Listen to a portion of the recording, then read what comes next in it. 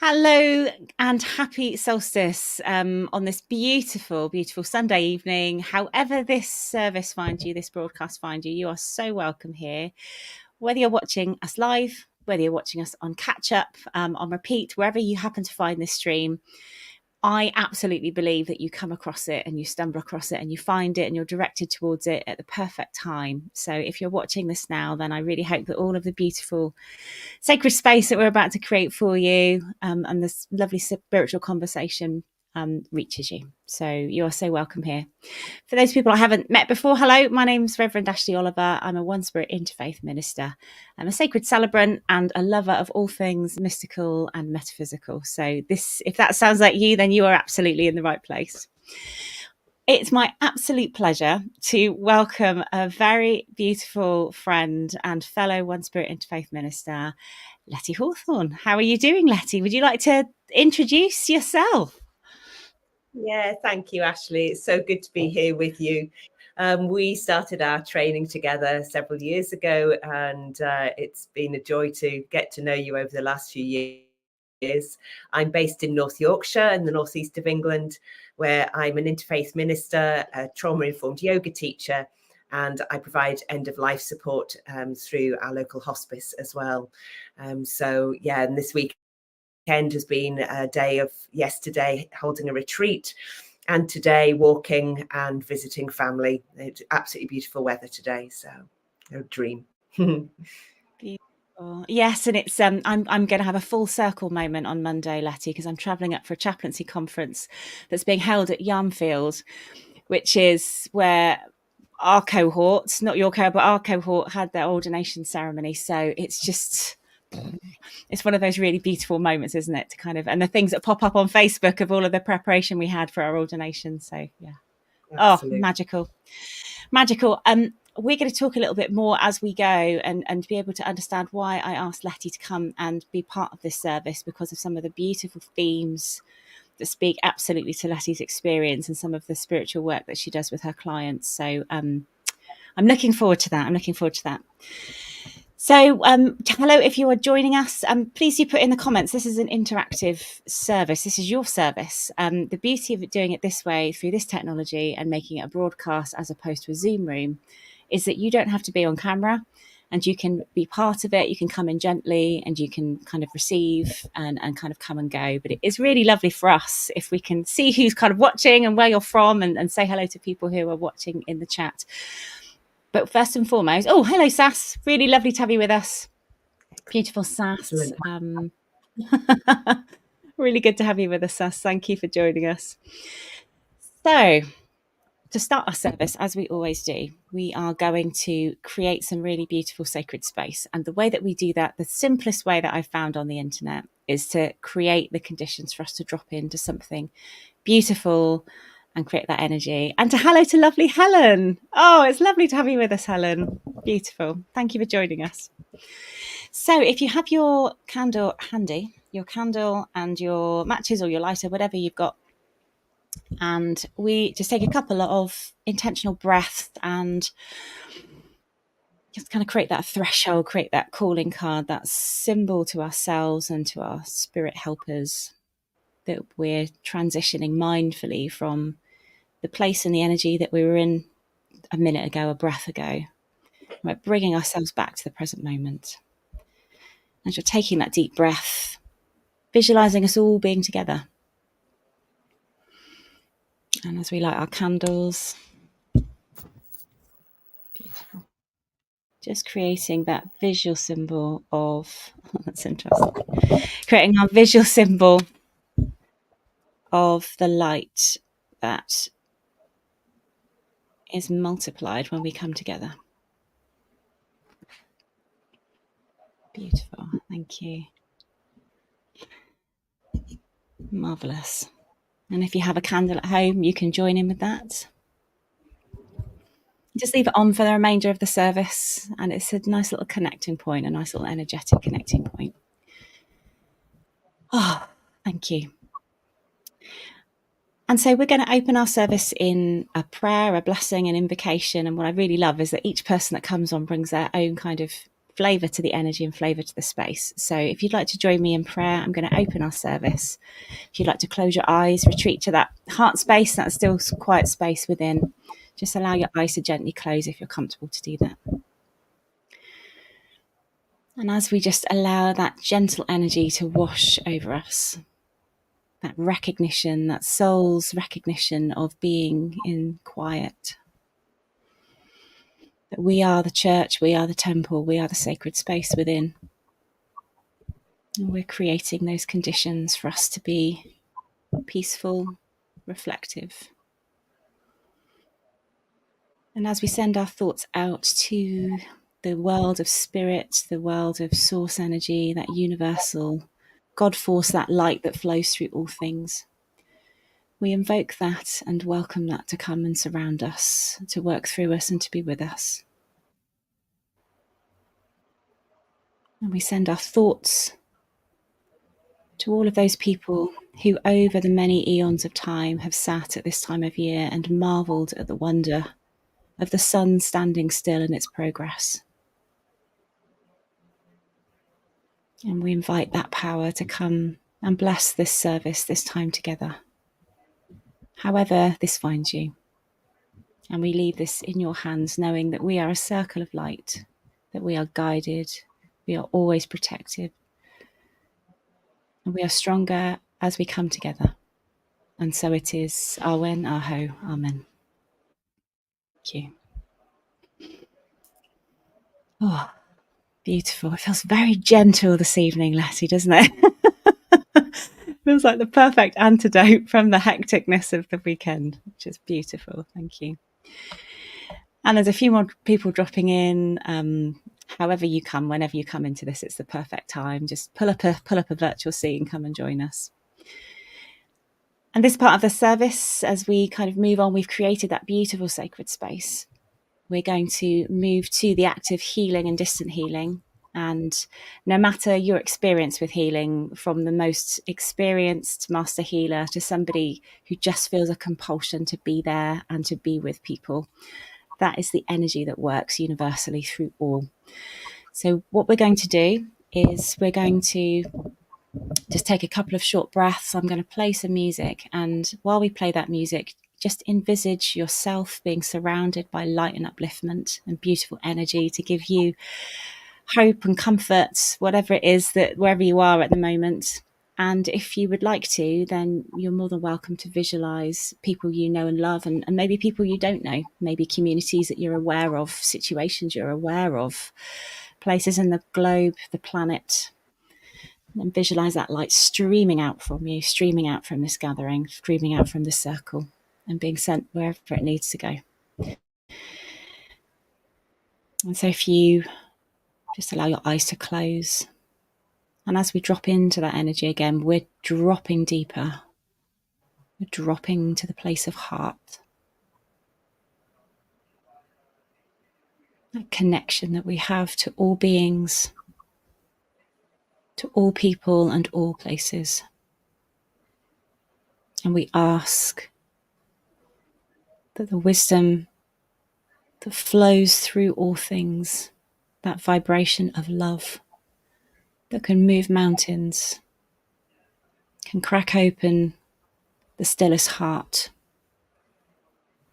is aware of our cries, aware of our plea,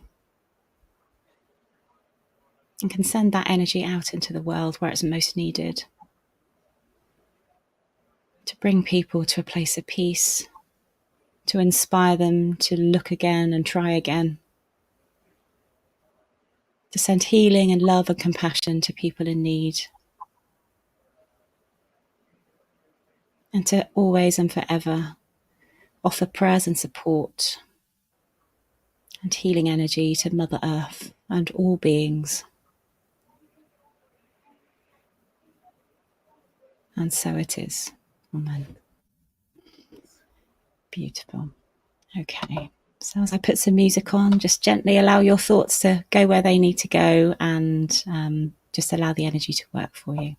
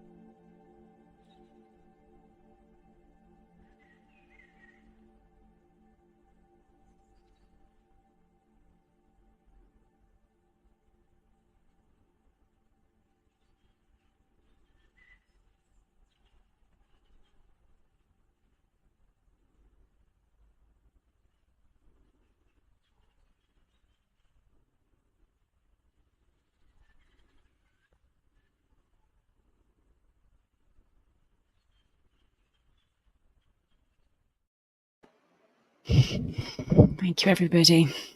Oh, sending that out. I'm always amazed at the power of distant healing, the tangible experience. I don't know if you've had the same thing, Letty. The tangible experience of sending that energy out is just quite magical, quite magical. Thank you, everybody, for joining with us with that. That was really lovely. And to all of the people that have joined us, hello to Dean from Guernsey. Really lovely to have you with us, Dean. Thank you for joining us. Beautiful Donna. Oh, I hope you're well, Donna. It's really good to have you with us. Thank you. We've got Mary Beth in St. Petersburg, Florida. Yes. Oh, thank you. Thank you for joining with us. Yeah, I have a beautiful poetry circle called Posy Healers. A just wonderful group of women. Oh, magical. So welcome with us, Beth. Thank you for joining us.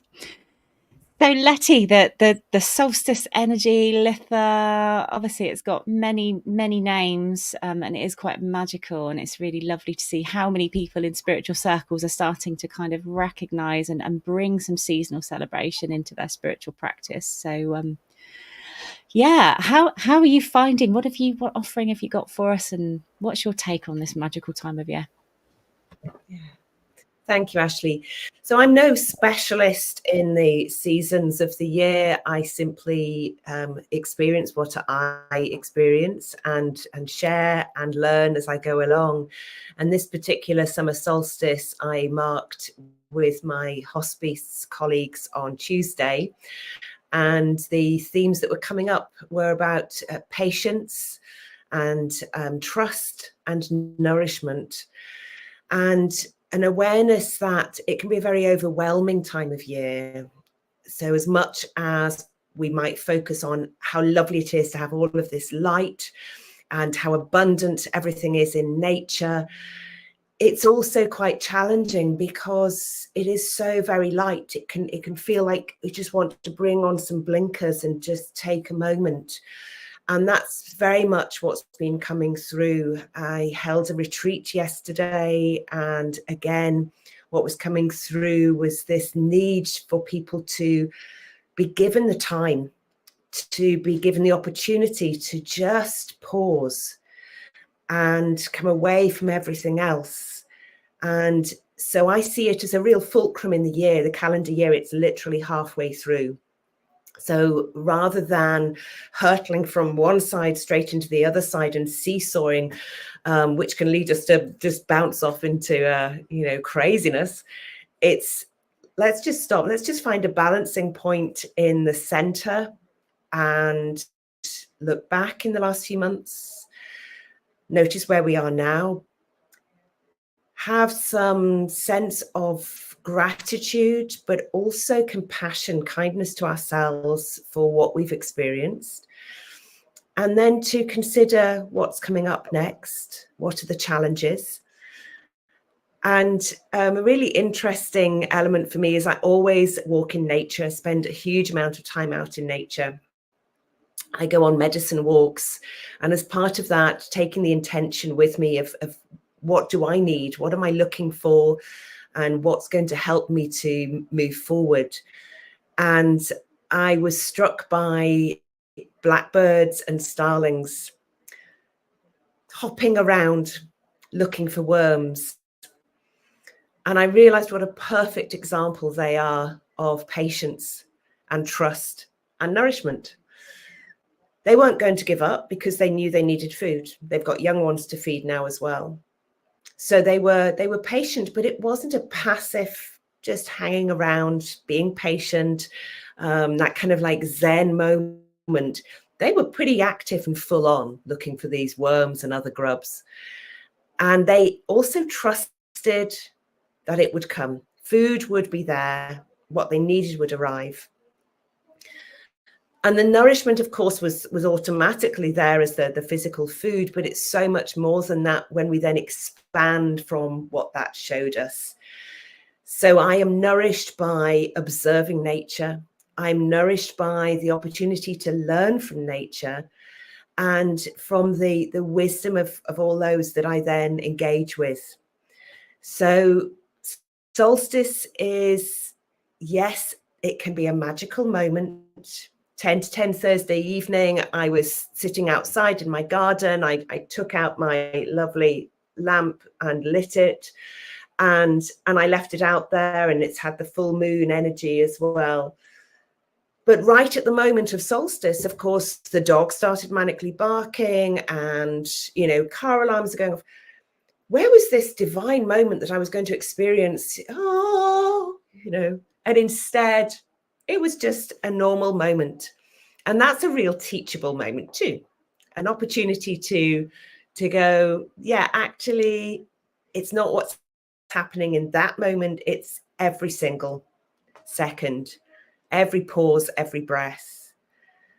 And with every breath I take in, there's an opportunity to learn something. And with every breath that I let go, I can release something. So it's been very much around those themes of patience, trust, nourishment, and observing the light and how that affects me. I struggle in the winter. I really struggle with lack of light. But noticing how much I need the darkness in order to sleep, stay asleep, and for my lovely little dog to stay asleep too. And, you know, the nights are very short at the moment, and actually we do need that downtime.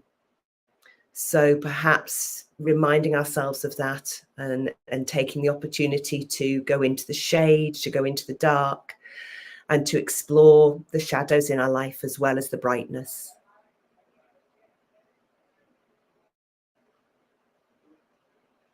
There's a lot there coming up for you. There's a lot of it's really interesting, isn't it? Yeah. And I think there's a lot to be said for when we expect to have the transformational moment, and it's a bit like our healing journey, isn't it? You know, when I get to, I can, and actually it's being it. And knowing that it's not linear, and that in any moment we can call ourselves back to it by using breath, that we can kind of choose again. Yeah, that's interesting.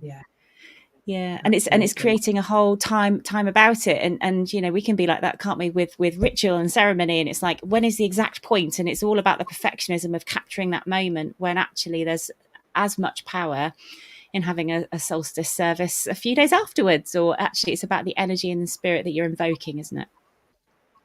Yeah, absolutely. The intention is everything in my worldview, and not to get hung up or feel that, oh, I didn't do it in that moment and therefore the moment's passed. I mean, my concept, my understanding of the divine is much greater than needing to look at my watch.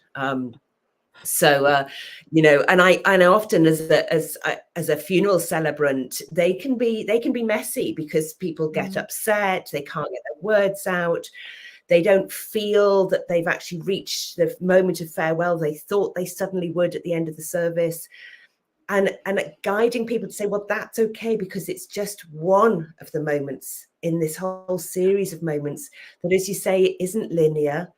And often we need to move in and out, and just allow ourselves the privilege of doing that. You know, being daring with every opportunity, and saying, and now I start again, and now I start again. Oh, and now I'll start again. And that really is so important. Yeah. It is. And it was a beautiful thing about needing the darkness as much as the light. And I know I can kind of speak for myself in as my sensitivity finesses. I don't quite know how to describe it, as it evolves into however it is, however it presents, which is different with every breath, you know. And I'm not a linear human being, linear soul. It's recognizing actually the rest and solstice. You've absolutely nailed it. There's this temptation. It's festival season, and parties and barbecues and social events, and being down the beach and trying to cram as much into our life in the Northern Hemisphere, because the seasons are so variable and we can't depend on anything, that actually when we do have it, it's almost, we're making hay while the sun shines to the expense of our need to rest. And and I think that's always been the way. But I think when you're very sensitive, or you're doing kind of any kind of spiritual work where you're crossing that threshold and working with spiritual energy, is recognizing that the replenishment needs to happen during this time as well. We can't wait until the autumn. Yeah. Absolutely. And thank you for your comment, Helen, as well. That absolutely, you know, I was just doing that today, walking, and I kept stopping to listen to the birds and to watch them. There were some fabulous sparrowhawks and kestrels and buzzards, and light was reflecting off leaves. And then I had this moment of a moth, finding this little moth that was fluttering frenetically in the middle of the path. And I thought, gosh, poor thing, it's going to get trodden on. So I picked it up and I offered it to a leaf, and it said, no, I'm staying with you. It sat on my finger, and I walked along with this tiny little moth, you know, it was just like that long on my finger. And it was a kind of swift moth. And it was just so, and being able to be utterly absorbed in that, I know that my heart rate came down. I know that my anxiety about doing this, about what I'd done yesterday, what's coming up next week, just went, because this was my reality right here.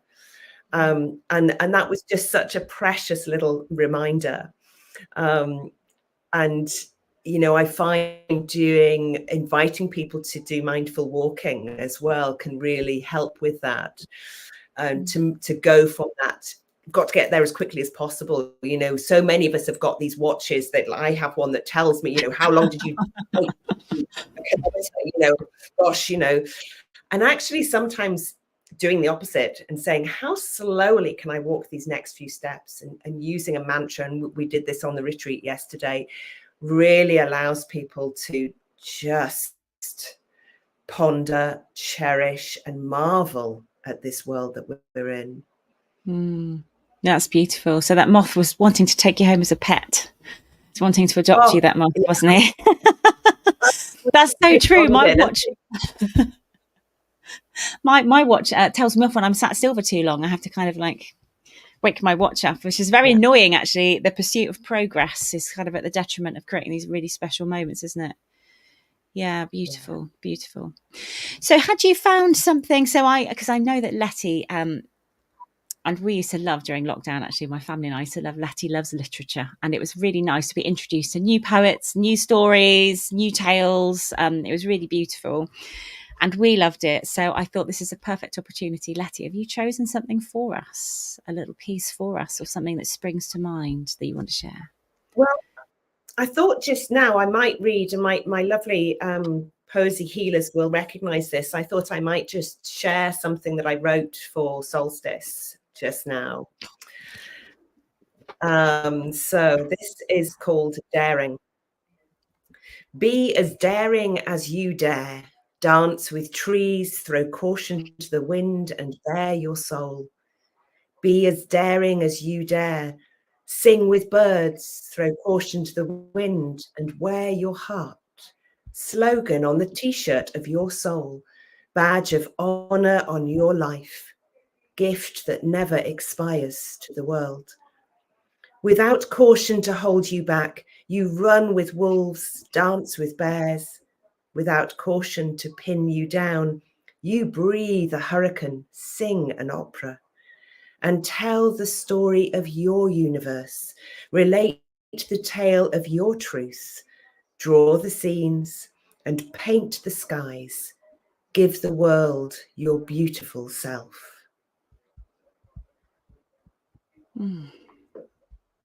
Wow. And what does that, I'm just taking a moment to gather what that was. Really touching and really very a beautiful message from the universe there. That was lovely for me. But what does that kind of bring up to you? What do you want to speak to in that, Leti? For me, it's a process that I've been going through the last few years, and particularly since I stepped into the Interfaith ministry training, of learning to be my authentic self and allowing myself to be who I am, letting go of the need that seems to be all around, that I must be a certain shape to fit into a certain hole, that I need to be able to tick the boxes, and actually just show up as I am and dare to be that person, regardless of whether that receives adulation or criticism or whatever. And stepping into the power that I have been given by spirit, by the universe, to be fully human and to turn up as me at the doorway of somebody's life, whether that's the beginning, middle, or end of their life, and let go of the shackles and simply walk with them in liminal time. And it's all about that. It's really, you know, literally being as I am and letting go of the shame. There's so much shame in the world, and just letting go of that. And my work with people as they are dying and their families is so much about that as well. And being able to be present with them means I need to embrace being present with myself, and let, you know, nature just do her job, and let the universe do her job. Yeah. And I think it's so so powerful when we recognize that. And it's hard in ourselves. It's the hardest thing. And I was and it was really interesting. And as you were reading that beautiful piece, and I was just kind of getting lots of you know, spirit shudders, however you want to describe it, when the hairs on the back of your neck go up and you recognize that truth, you recognize that soul level truth in the words. And there were so many people I did readings for over the last couple of days, and actually it was very much being a permission giver to say all of this is exactly right. And you know, people bursting into tears saying, do not do any more courses, do not apply for any more things, just be, just allow it to shine. And the response is huge. Yeah. So it's very, very powerful work. Yeah. So often what comes up in my yoga circles as well is I'm led to say, you are already enough. You are beautiful enough, strong enough, capable enough. And I'm reminded of that every time I go into my lovely shed in the garden, where I have words that people have written literally on the walls. And my sister wrote those phrases on the wall because I kept saying them. And it's like, yeah, I need to remember them for myself. And the lovely words, the Sanskrit word alam, meaning enough, and the German word genug, that just kind of somehow have a real kind of bite to them. And we have it all already. And it's allowing ourselves to tap into that, to dare to bear what we already have. Yeah, that is huge, isn't it? And it's that balance. It's that balance again, isn't it? It's the balance of productivity and pursuit and progress and, you know, eternal striving and the things that move society forward, that move a soul, that drive our evolution. But at the same time, recognizing that is not sustainable in of itself. You've got to have those moments of rest, and also during those moments of rest to just look for the sore points, just look for those edges, just look for those things that actually thrive in that outward facing pursuit mode, but they feel uncomfortable in the quiet moments. And it's looking for the bits that don't sit comfortably in the quiet and in the pause. Yeah, that's interesting. Absolutely. Yeah. Silence can be really challenging. When we walked yesterday, I invited people to be in silence, and that was both a challenge but also a permission for people to not have to engage and to actually just take that time. And sometimes it is just noticing how uncomfortable we are with that space, with hearing the voice that's telling us something, with feeling that tender spot in our body, in our mind, in our psyche, whatever that might be. And, you know, I struggle as much as the next person. But, you know, we need to hold that struggle until it's time to release it. And again, it's that balance. So it's acceptance and resignation. At what point do we need to accept that something is as it is, and then move into resignation? And at what point do we need to accept that it is, and move into stepping forward with it? So it is a real need to stop and hold the discomfort for long enough before we move on. And can I ask, and I haven't said what I was going to talk to you about, and I'm just allowing it to come up, but I'm just wondering how your experience of your understanding of the divine, the God force, the universal energy, however it is that you articulate that power, how has that changed and evolved for you since you've been doing this incredible, not only self-work, self-healing, deep inquiry, but also seeing the many faces of that inquiry playing out in the many people you're helping, having that mirrored back to you? Can I ask how that's kind of reflected for you? It's changed massively, hugely. The longer that I'm on this journey, the further away I move from any institution, any institutionalized religion, the more I embrace the wonderful diversity that is there in so many faith paths and so many ways of living that aren't expressed through a faith path as well. And that has allowed me to fully engage with, for example, a Muslim wedding blessing at hospice a couple of weeks ago, creating funerals with people who say, I'm not religious, but I'd really like something, and finding a way of crafting something meaningful. I have less need to be certain. I don't need what God might look like, because God is everything and is in everything. A divine spark, interconnectedness, they're all just words to me. And they're ways of us articulating something that is greater than us. And so I feel more and more excited by all of the different ways that I hear people express their reality. And my question to people is, what brings you joy? Yeah. What brings you joy? Not what do you do, not what did you do, but what brings you joy? And that is the way to engage with their spirit. Yeah. I love that. You're hearing you say that you've released, you surrendered your need for certainty. So much. So much for that. And it's a really nice, we talked about at the beginning, having that sliding doors moment, going back to Yarmfield tomorrow, driving up there, and actually recalling on the One Spirit pathway, having to, write a letter, just expressing all of our fears and our concerns and putting it in a bundle, and, the work that we did with that. And I remember that was one of the things that I was really fearful of, was that my need for certainty, and not having that, and not having the answer to the question. And I think all of this speaks to being, again, a sensitive spiritual soul who needs to protect their energy, and actually being right and being certain and understanding and knowing which page in the textbook that is on is really important. And surrendering yourself to that place where you're not that is scary and beautiful and wonderful. It's wonderful. And I don't know about, I don't know if you've done any Enneagram work, but my Enneagram number came back as a number 4, which is really interesting. And number 4s, I've now found out, are the people who are comfortable in the shadow, in the muck and in the mire, and in the difficulty and the complexity, and actually they're quite comfortable to be there, and enjoy it as a process. Yeah.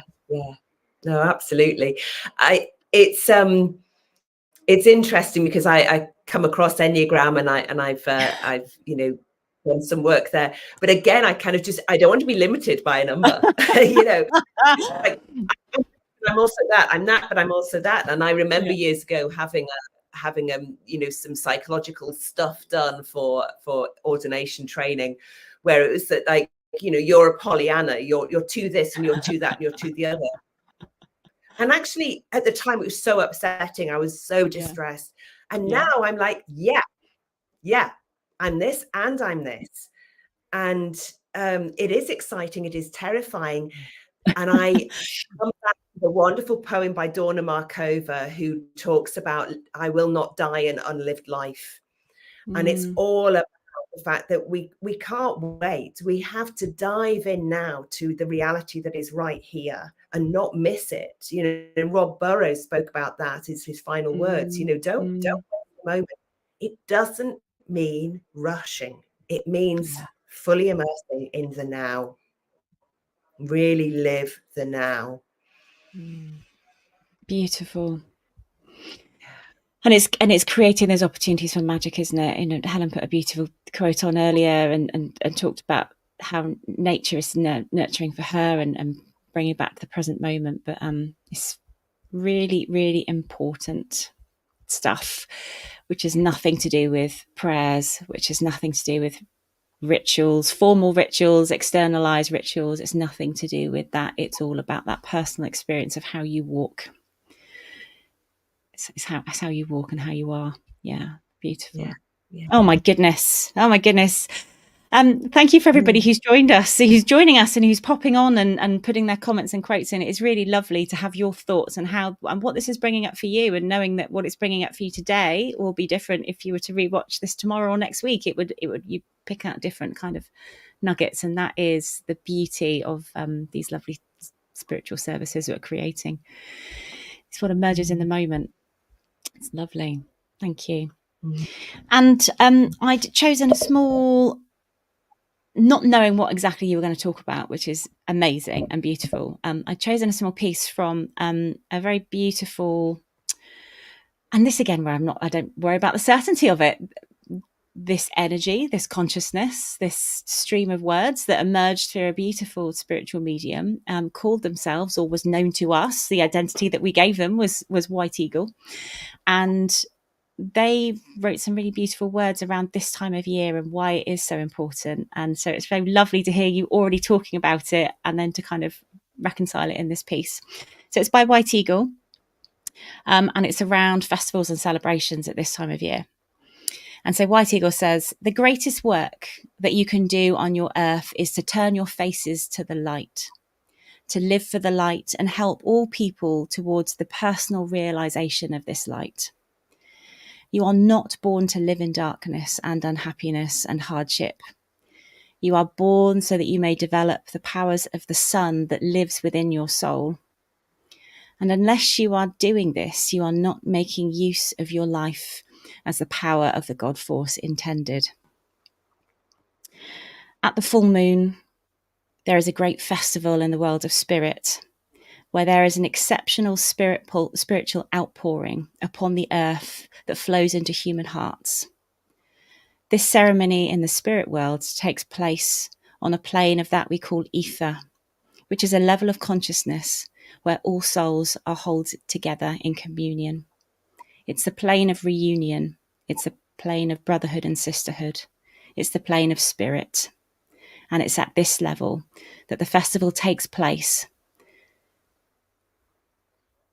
And I just thought, isn't that a really beautiful image for me to take away, that actually, as much as we're in celebration mode here, that there's a mirrored reciprocal imagining of a similar thing happening in the world of spirit, that actually, if we can elevate ourselves, then we can connect to that and then draw it down to us to serve as our own emanation. And I just thought, how wonderful. But that's talking about the light and the darkness. And actually, yeah, there are times that we're there, and there's time, but we're not designed to ever live there permanently. It's about understanding how to use the power of that sunlight within us to be able to switch, to use that as the pivot point.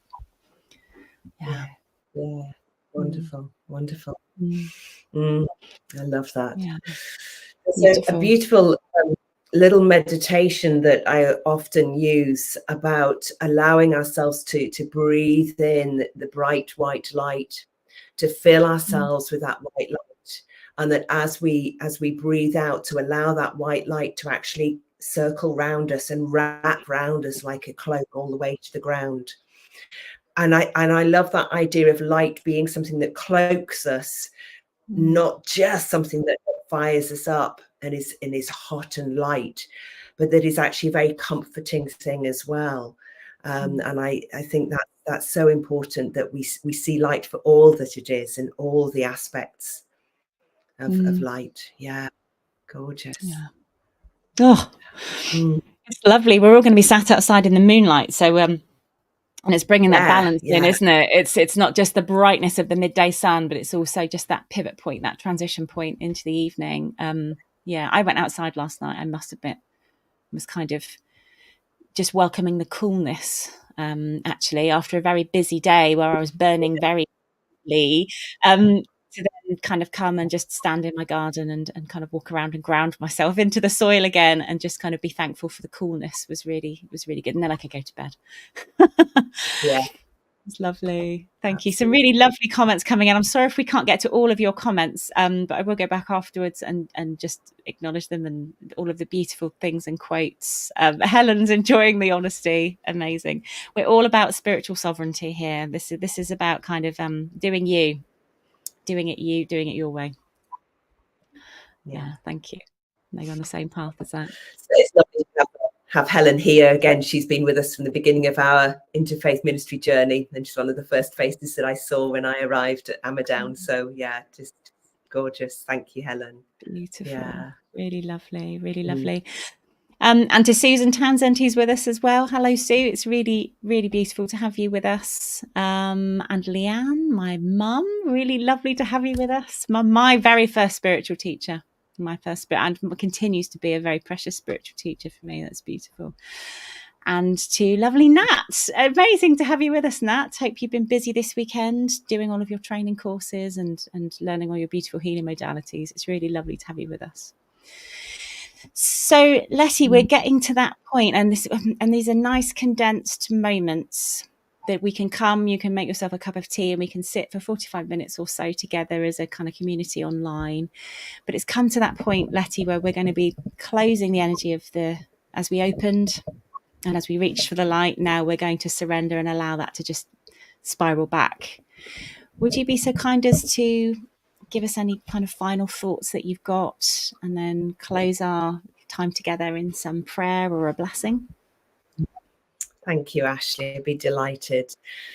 Yes, I invite everybody to take a breath, to feel the ground underneath you, the air around you, the breath within you, the fire and water within you. And notice how you feel,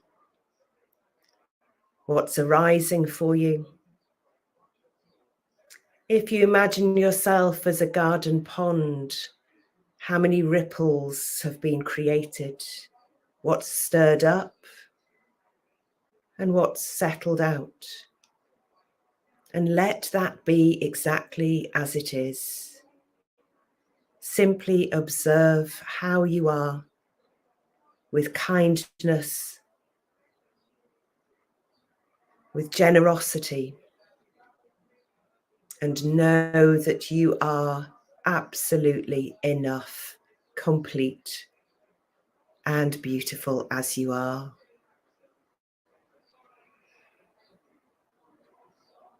And staying in that quiet moment, I'd like to close with a solstice blessing by a dear poetry friend, Jennifer Miller. May you find tranquility in the still point between all that you have done and all of the dreams yet to be taken out, unfolded and smoothed into the light of day. May you watch the sun rise and set with new eyes, as though a visitor to this world, having never seen a sapphire sky painted with shades of coral and wine.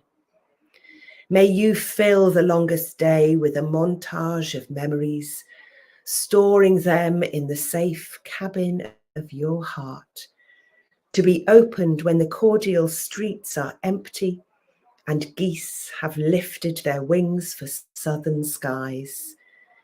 May you take the bright star into your bones, and may it be your strength and your guide all the hallowed days of your life. And so it is. May it be so, and blessed be. And so it is. And so it is. Letty, I felt that hammering in my heart. That was very, very beautiful. So what was the name of the poet or the author of that piece again? Seasons of Solace. Yeah. I can see some carts being checked out for me there. That was beautiful. Thank you so much for introducing that to us. Absolute pleasure. Wonderful. Thank you. So, Leti, if people are interested in what you're up to and various things that you've got, how do people find you on Facebook Shire? So on Facebook Shire, Hawthorn Soul. So Hawthorn as in the tree and soul as in my spirit, my soul. And it's the same on Instagram as well. Or you can just email me, hawthornsoul@gmail.com. Beautiful. Thank you so much, Leti. This has been very tender and very precious and very beautiful. Thank you. Thank you for being with us. So welcome. And lots of love. Claire was really enjoying that. Everyone's got goosebumps. Everyone's having a really visceral reaction to the words and the energy. And I think it's just testament to the lovely energy that's been built this evening. I think we all need it. Oh, Helen feels hugged. Beautiful. Thank you, Helen. Lots of love to you. So thank you. Thank you for joining us, everybody online. Thank you whether you're watching with us live. We absolutely love your interaction and knowing that we're putting this out there into the world and there are people there receiving it as it's being sent. And if you're watching on catch up, the same will apply. The magic and the energy and the healing and the beauty will still work for you. Whatever you're up to, have a very beautiful time ahead of you, and remember what Leti said. You know, it's the balance, it's the light and the shade, and look after yourself. Thank you, Leti. Thank you so much for being here. Thank you. Cheerio all. Have a good one. Go well. Cheerio. Bye.